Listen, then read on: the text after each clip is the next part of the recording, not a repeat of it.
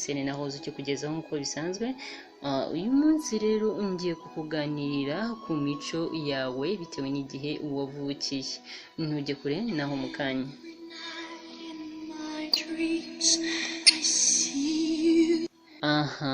Siyansi ni ikintu kiduha igitekerezo kuri buri kimwe hano ku isi, yemeza ko igihe wavukiye bigira uruhare mu mibereho yawe ya buri munsi, mu byo ukora, ukubana n'abandi, mu rukundo ugira ndetse n'ibindi bitandukanye. Ubushakashatsi rero bwagaragaje ko igihe wavukiye gishobora guhura n'imico yawe biri ku kigero cya 85%.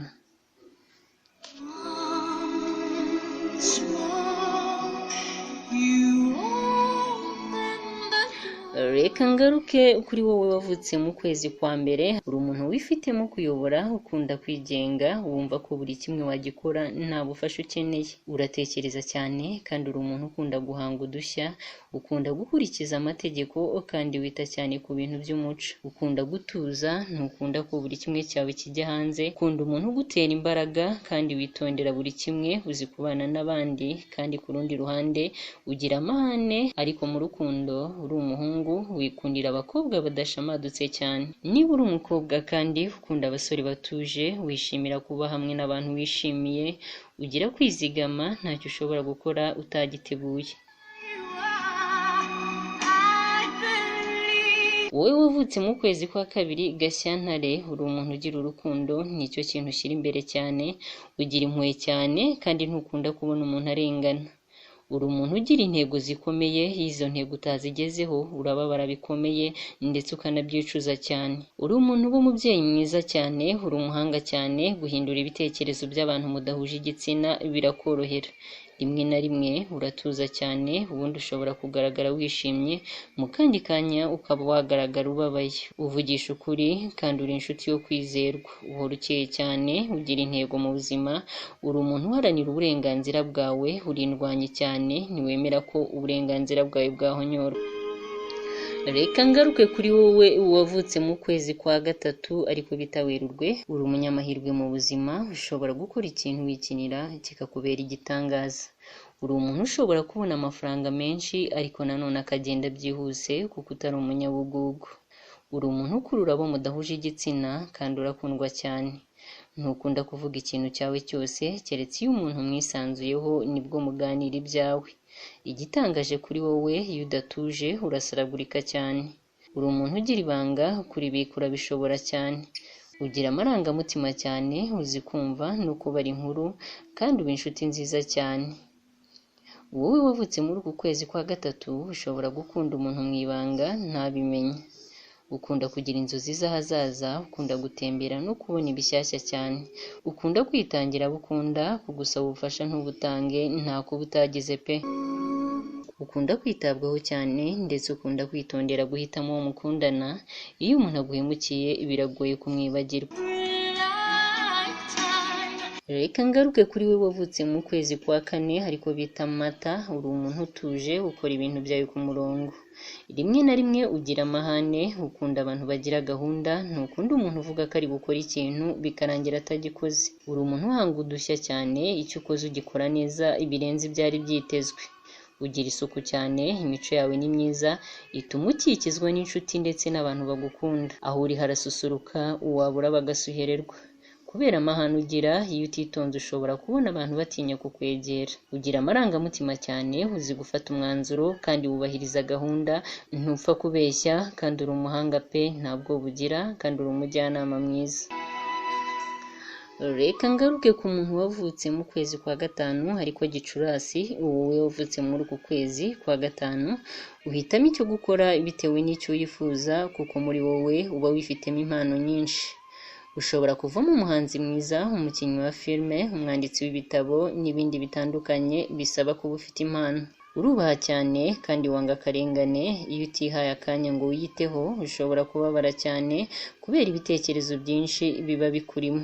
Uri umuntu ugira amahane ariko agashira vuba cyane, wishimira guterwa imbaraga, ukunda kujya inama ndetse no kuzigirwa, uzi gukora cyane, uri mwiza mu isura, wiha intego mu buzima, uri umuntu ugira ibitekerezo byiza, ukunda gutembera ahantu hashyashya, ukunda byoroshye ndetse ukanga cyane umuntu wese ukubabaje.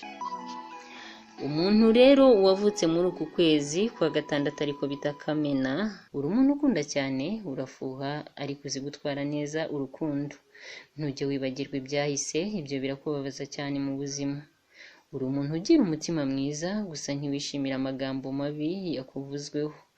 Ugira ikinyabupfura, uzi kubana neza n'abandi, gusa ukorwaho cyane n'ibitagenda muri sosiyete. Uhindagurika vuba cyane, rimwe na rimwe uvuga ibitari ngombwa, gusa uvamo inshuti nziza kandi uzi kubana neza, kandi nanone gufata umwanzuro birakugora kuko uba utekereza kuri byinshi.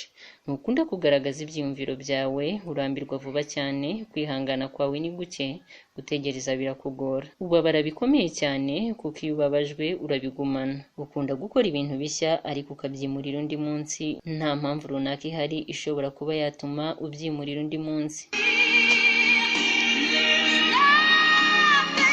Reka mvuge no kuri wowe wavutse mu kwezi kwa karindwi ariko bita Nyakanga, uri umuntu uzi kwita ku bandi kandi urihangana cyane, ugira igikundiro cyane, uratungurana cyane, rimwe na rimwe ugaragara nk'aho uri umuntu mwiza cyane, ikindi gihe ukagaragara nk'umuntu mubi.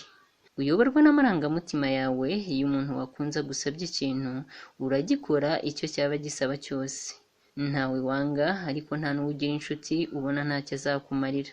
Ibi bituma umuntu wese muvuganye umushakamo icyiza afite, ukirengagiza ibibi bye, ukamenya uko wamufata ndetse n'icyo uzamukuraho mu minsi iza.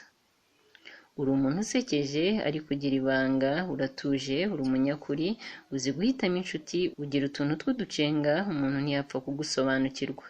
Ugira ibitekerezo byiza kandi uzi kwita ku nshuti zawe. Uyoborwa n'amarangamutima, ntujya wibagirwa n'icyakubabaje mu buzima, nubwo utihorera ntibivuze ko wibagirwa ibyakubayeho, bituma ahubwo utongera kwizera abantu mu buzima bwawe. Wowe wavutse mu kwezi kwa munani ariko bita Kanama, umuntu wavutse muri Kanama rero uri umuntu ugira urukundo kurusha abandi bose bo mu yandi mezi. Wita ku bantu bakuri hafi, wita ku rukundo rw'abashakanye, ntushobora guca inyuma y'uwo mwashakanye, ntushobora no gusenya urugo rwawe. Wifuza kubona ibyiza muri bagenzi bawe kuruta ibibi byabo, uri umuntu uzi kureba ukamenya niba umuntu ari mwiza cyangwa ari umuntu mubi, ukamenya n'uko wamwirinda.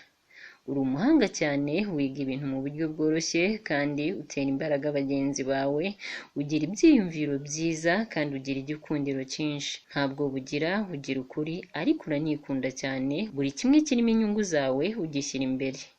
Utekereza vuba cyane, uvamo umuyobozi mwiza kandi wita ku baturage. Ushobora kugira impano yo kuririmba n'izindi, ku rundi ruhande ariko nanone ugira umujinya mwinshi kandi unarakara bitunguranye.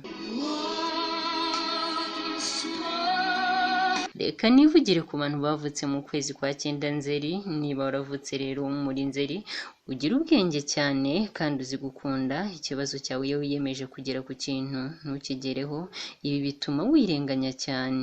Uritonda, ubona ibintu uko biri, gusa ugira amahane kandi ntuva ku izima. Uhorana inzika no gutekereza ibyahise, ntujya wibagirwa ikibi wakorewe. Ugira igikundiro, uzi gufasha inshuti zawe ziri mu bibazo kandi ukunda umuntu ukumva cyane. Guhitamo inshuti kwawe ugendera ku tuntu twinshi bikagaragara nk'aho wirata. Mu rukundo uragorana cyane ariko ubonye uwo ukunda bya nyabyo uramukunda n'umutima wawe wose. Uri umuntu wigirira ibanga, wanga ko abantu benshi binjira mu buzima bwawe cyangwa se bamenya ibyawe byose. Ukora uko ushoboye ngo uhore ukeye kuko iyo udasa neza birakubangamira cyane. Uzi gukoranya amakuru no kubasha kuyatanga neza cyane, uwuganirije yumva utagenda. Reka mvuge n'umuntu wavutse mu kwa cumi, ukwa cumi niko kwezi bita Ukwakira. Uri umunyamahirwe cyane nubwo bikugora mu buzima gutera imbere, ariko n'ubundi ushyirwa ubigezeho. Nubwo ubuzima bubanza kukugora, kwihangana kwawe bituma uvamo umuntu ukomeye cyane cyangwa se ukavamo icyamamare. Uri umuntu w'indahemuka kandi ntubogama, ugira amarangamutima menshi. Uvugisha ukuri kandi uzi gufata umwanzuro. Ugira inshuti nyinshi kandi uzi kuganira.